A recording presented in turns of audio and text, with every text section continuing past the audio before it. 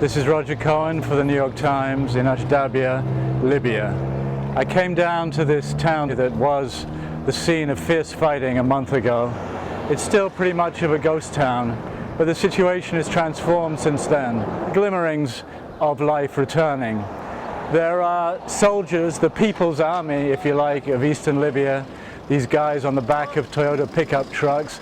They've had a bit of training now, and they've dug a few berms on the western edge of town, but they have no illusions about their capacity with old weapons to defeat Colonel Gaddafi militarily.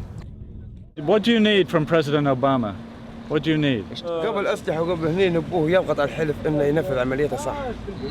ولا في أكثر من لحظة إن نحن استدردناهم لعند الصحراء برا تمت ما في إمكانات يعني ما فيش لا مدنية لا شيء وقاعدين في الصحراء وقدام هدف الحلف لكن الحلف ما بيش يضرب.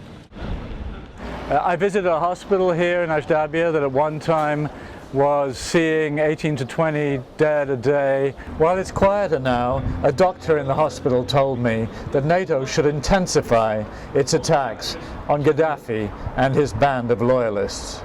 So if they do that for Tripoli, tomorrow we will meet there.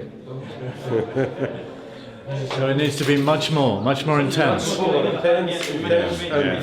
They can do that. They can do that. I don't know if they're waiting for any political solution or something. Maybe. I'm not but I think they're still afraid about what's going on after Gaddafi's step down.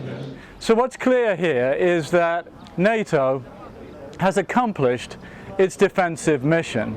This town, Ajdabiya, has been saved, but the stalemate remains. And the question now is NATO prepared to take this defensive mission into a more offensive mode? I would say that the justification is there. Certainly the attack on a Gaddafi compound in Tripoli, in which Gaddafi's youngest son may have been killed, suggests that NATO is prepared to be resolute. And this is no time to go wobbly. The UN resolution that backs NATO says that it's here to protect civilians. Well, civilians are still being killed in Misrata and elsewhere. In Bosnia, 15 years ago, I was told by a British general in Sarajevo, look, there's no point hanging around in the middle of somebody else's war. And what was true of the United Nations and NATO there in Bosnia is also, in my view, true here. There's no point hanging around in the middle of somebody else's war. Things will fester, things will get worse, Libya will become a failed state, the wrong kinds of people will come in.